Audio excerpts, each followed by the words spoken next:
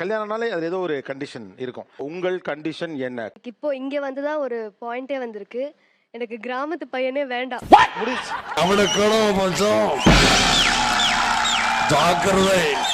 ஏன்டா அநியாயது கிராமத்து பசங்க எல்லாரும் போட்டு தாக்கி விட்டு. ஆக்சுவலா எல்லா கிராமத்து பசங்களும் அப்படி கிடையாது. அவன் ஒரு கிராமத்து தாட் இருக்கக்கூடிய ஒரு பையன். செகண்ட் வந்து எங்க வீட்ல லவ் மேரேஜ்க்கு வந்து அலோவ் பண்ண மாட்டாங்க. ரொம்ப கஷ்டம் ப்ரோ, ரொம்ப கஷ்டம் ப்ரோ. வந்து எனக்கு அந்த பையனை பார்த்து நானா பேசி, பிகாஸ் என்னோட லைஃப் நான் தான் வந்து நெக்ஸ்ட் 50 இயர்ஸ் அவனோட வாழ போறேன். அதுக்கு என்னங்கற இப்ப அட கொஞ்சம் சும்மா இருயா, மனப்பாடம் பண்ணி ஓட்டிக்கிட்டு இருக்கேன். நானா பார்த்து ஒரு 1 இயர் 2 இயர் பேசி பழகி அவங்க வீட்லயும் செட் ஆகி எனக்கு செட் ஆச்சுனா மட்டும் தான் நான் கல்யாணம் பண்ணிக்குவேன். வாய்ப்பு இல்ல ராஜா, வாய்ப்பு கிடையாது.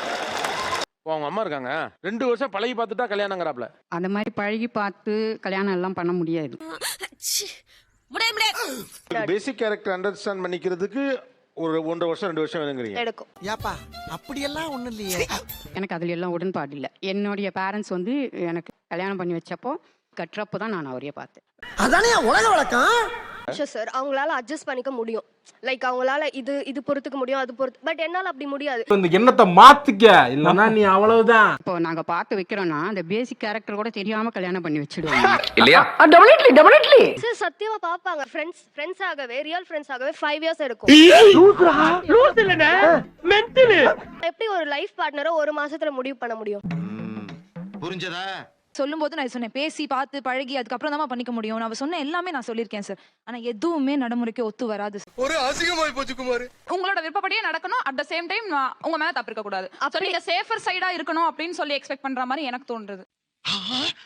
கரெக்ட்டா கட்டுட்டா.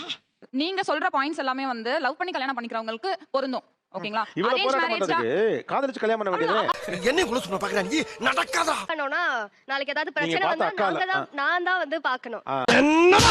என்ன பச்சிக்கிட்டு இருக்கா? எதுக்கு எடுத்தாலும் எனக்கு மறக்காம. லவ் பண்ணி கல்யாணம் பண்ணிக்கிட்டாலும் அதை ஃபேஸ் பண்ண போறது நீங்க தான். அவங்க அரேஞ்ச் பண்ணி கல்யாணம் பண்ணிக்கிட்டாலும் அதை ஃபேஸ் பண்ண போறது நீங்க தான். ஐயோ இந்த சின்ன விஷயத்தை கூட புரிஞ்சு தெரியாத தத்தியா இருக்கிறானே. கண்டிஷன்லாம் போறதுக்கு நீ ஒரு காதலிச்சு கல்யாணம் பண்ணி பையன் நல்ல பையனா இருந்தா நாங்க கட்டி வைக்கிறோம்னு சொல்ல வேண்டியதானே? இல்ல எங்களுக்கு உடன்பாடு இல்லை. 200 பெரியார் இல்ல 400 பெரியார் வந்தாலும் முடியாதுடா. எதுக்கு? உங்களை திருத்துறதுக்கே. ஃபுல் வீடியோக்கு ஹேண்டிலுக்கு கீழே லிங்க் இருக்கு. அதை கிளிக் பண்ணி பாருங்க. அப்படியே சேனலை மறக்காம சப்ஸ்கிரைப் பண்ணிருங்க. நான் நினைச்சா பண்ணலாம், ஆனா பண்ண மாட்டேன்.